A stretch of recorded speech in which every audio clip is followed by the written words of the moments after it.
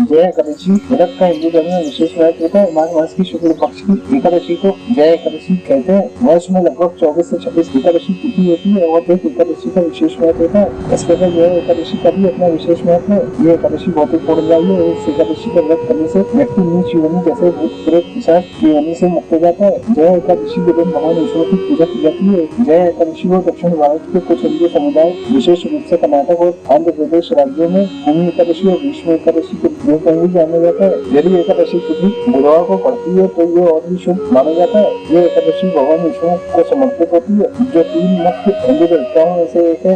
ऐसे में जानते हैं जय एकादशी की तिथि, व्रत पारण, पूजा मुहूर्त, पूजा विधि, जय एकादशी को क्या करें क्या नहीं, जय एकादशी से जुड़ी समस्त जानकारी वीडियो में देते हैं। जय एकादशी की तिथि 28 जनवरी को सायंकाल 4:35 से आरम्भ होगी। इस तिथि का समापन 29 जनवरी को दोपहर 1:55 पर होगा। उदय तिथि के आधार पर जय एकादशी का व्रत 29 जनवरी को रखा जाएगा। जय एकादशी के दिन कई दुर्लभ संयोग बनना है। जय एकादशी के दिन इंद्र, नदी, भद्रवा, शिववासी के संयोग बनने वाले हैं। वहीं पंचांग के अनुसार जय एकादशी के दिन पूजा का शुभ मुहूर्त प्रातःकाल 7:11 से लेकर प्रातःकाल 8:32 तक रहेगा। इसके पश्चात प्रातःकाल 11:14 से लेकर दोपहर 1:55 तक का समय भी पूजा के लिए शुभ रहेगा। जय एकादशी पर व्रत पारण का शुभ समय प्रातःकाल 7:10 से लेकर प्रातः 8:20 के बीच रहेगा। द्वादशी तिथि का समापन समय प्रातःकाल 11:09 रहेगा। सनातन धर्म के व्रतों में एकादशी को भगवान विष्णु की पूजा का विधान है। एकादशी के दिन व्रत करने वाले जातक दशमी तिथि की शाम में व्रत और पूजन का संकल्प ले।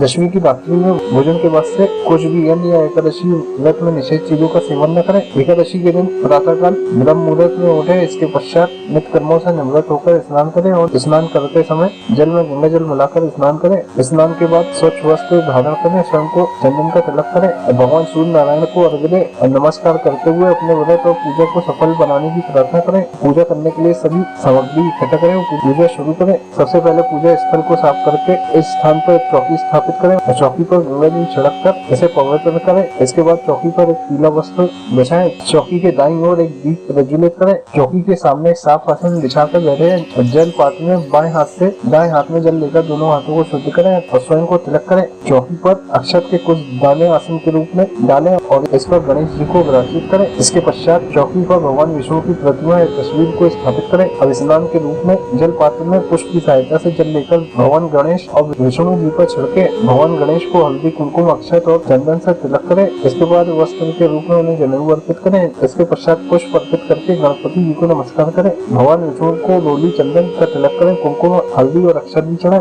ओम नमो भगवते वासुदेवाय नमः मंत्र का जाप करते हुए श्री हरि को पुष्प, जनेऊ और माला अर्पित करें। भगवान विष्णु को पंचामृत में तुलसी दल डालकर अर्पित करें। भगवान श्री हरि को तुलसी अति प्रिय है, इसलिए भगवान के भोग में तुलसी को अवश्य शामिल करें।